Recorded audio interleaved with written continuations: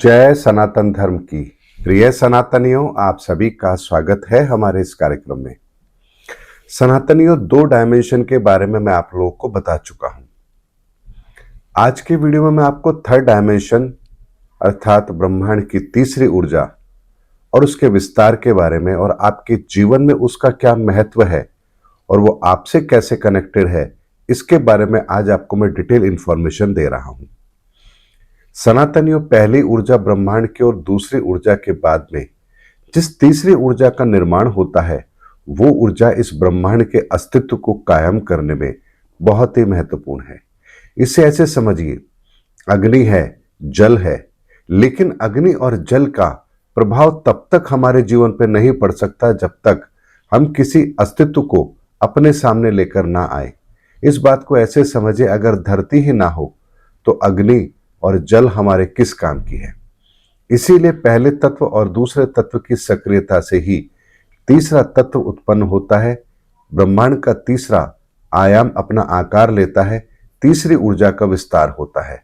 इसको ऐसे समझिए कि ज्यादा गर्मी होती है तो पानी भाप बनकर आसमान में जाता है, बादलों के रूप में, वर्षा के रूप में, जल के रूप में हम तक पहुंचता है और इसी वर्षा के क्रम के अंदर ही पूरी वनस्पति सक्रिय होती है। और यही तीसरा आयाम इस ब्रह्मांड के अंदर सृष्टि का निर्माण करता है। जितने भी संसार के अंदर आप अस्तित्व देख रहे हैं, ये थर्ड डायमेंशन में ही आते हैं। आपके जंगल हो या हमारी पृथ्वी हो, गैलेक्सी हो या हमारा शरीर हो, ये सब कुछ थर्ड डायमेंशन से ही देखा जाएगा। और थर्ड डायमेंशन किसी चीज के आकार के लिए बहुत महत्वपूर्ण है। इसीलिए सनातनियों, पहली ऊर्जा, दूसरी ऊर्जा और तीसरी ऊर्जा के मिल जाने से ही एक आकार कायम होता है। और इसीलिए हम इस सृष्टि के निर्माण के अंदर इन 3 ऊर्जाओं को जरूर देखते हैं। और इन 3 ऊर्जाओं का जो कंट्रोल है वो ब्रह्मा जी के पास है। और इसीलिए हम उन्हें कहते हैं कि ब्रह्मा जी सृष्टि के रचयिता हैं। रचयिता का मतलब ये नहीं होता कि उन्होंने इसका निर्माण किया है, बल्कि रचयिता का मतलब ये होता है कि उन्होंने पहली, दूसरी और तीसरी ऊर्जा के विस्तार को हमारे सामने रखा है, ग्रंथों के रूप में, वेदों के रूप में। और इसीलिए हम उन्हें पिता भी कहते हैं। ब्रह्मा जी को पिता की पदवी इसीलिए दी गई है कि हमें अपने अस्तित्व से परिचय कराने का काम उन्हें ही दिया गया है। सनातनी तीसरी ऊर्जा से ही हमारे शरीर का निर्माण होता है। हमारे शरीर के निर्माण में हमारी मज्जाएं, ये सब कुछ तीसरे आयाम से आती हैं। इसीलिए ब्रह्मांड के अंदर अगर ग्रहों को देखेंगे तो तीसरी ऊर्जा मंगल है और मंगल का विस्तार आपका ये शरीर भी है। तो जब भी मंगल का तत्व विकृत होगा, आपके शारीरिक पीड़ाएं आपका पीछा जरूर करेंगी। इसीलिए मंगल तत्व को ठीक करने के लिए आपको अपने थर्ड डायमेंशन को बैलेंस करना होगा। अगर आपने थर्ड डायमेंशन को बैलेंस किया है तो फिर मंगल से संबंधित परेशानी आपके जीवन में आ ही नहीं सकती। मंगल सेना का कारक होता है। मंगल आपके शरीर के अंदर मज्जाओं का कारक होता है। आपके शरीर के आकार को भी हम मंगल से देखते हैं। बहादुरी, साहस, वीरता, ये सब कुछ मंगल से ही देखा जाता है। ऐसे में थर्ड डायमेंशन के होने पर ही इस ब्रह्मांड के अंदर अस्तित्व संभव है। इसके बिना अस्तित्व संभव है ही नहीं। और इसी तरह से अगर हमारे शरीर में मज्जाएं ना हो तो क्या इस शरीर का निर्माण हो सकता है? अगर बहादुरी, वीरता, साहस ना हो तो फिर हमारा जीवन किस काम का? इसीलिए सनातनियों, थर्ड डायमेंशन इस ब्रह्मांड के अंदर अत्यंत महत्वपूर्ण है। जितनी भी सृजना इस संसार में होती है वो थर्ड डायमेंशन से ही देखी जाती है। इसीलिए अगर किसी भी तरह की शारीरिक पीड़ा आपको है, आपके भीतर साहस की कमी है, तो आप समझ जाइए कि आपका थर्ड डायमेंशन यहाँ डिस्टर्ब है। और उसको ठीक करने के लिए आपको अपने मंगल तत्व को ठीक अवश्य करना होगा।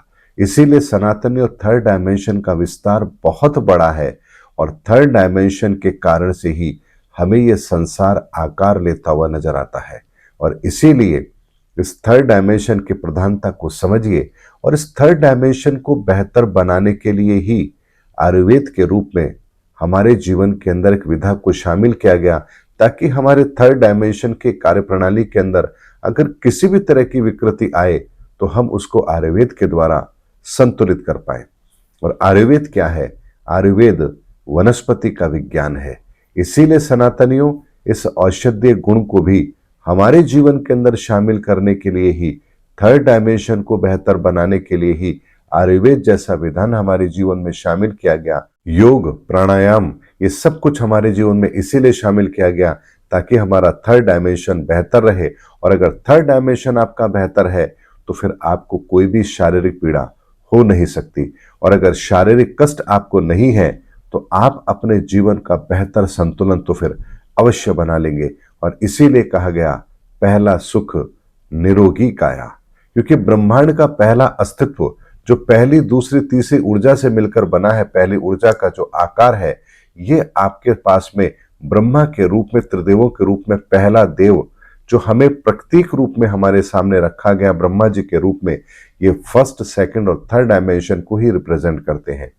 इसी तरह से आगे के और डायमेंशन है जिनको भी प्रतीक रूप में हमारे सामने कैसे रखा गया, उसके बारे में भी मैं आपको डिटेल में बताऊंगा। लेकिन अपने इस थर्ड डायमेंशन को बेहतर बनाने के लिए एक संतुलित आहार लीजिए, योग को अपने जीवन में शामिल कीजिए, अपने शारीरिक श्रम को बेहतर तरीके से व्यवस्थित कीजिए और अपने इस शरीर को, इस शरीर की ताकत को परमार्थ के कार्य में लगाइए।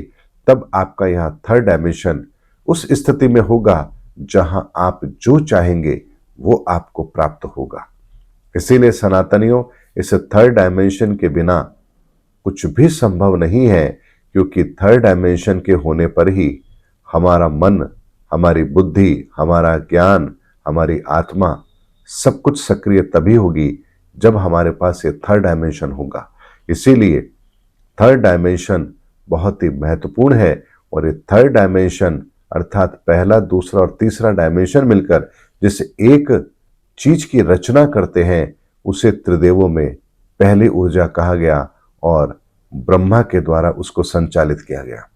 इसीलिए सनातनियों, सनातन के विज्ञान को समझिए। सनातन का विज्ञान हमें ब्रह्मांड के कण कण से परिचय कराता है। और अगर ब्रह्मांड का कण कण आप जानते हैं कि कैसे विस्तार ले रहा है तो उसमें आपकी क्या भूमिका है और आप अपने लिए कहां से बेहतर व्यवस्था कर सकते हैं, ये फिर आपको किसी और से जानने की आवश्यकता है ही नहीं। उम्मीद करता हूं सनातनियों मेरा वीडियो आपको जरूर अच्छा लगा होगा। अगले वीडियो में आपसे फिर भेंट होगी, तब तक हमारे चैनल पर बने रहिए। जय सनातन धर्म की, जय धर्म युग की, जय सनातन विश्व।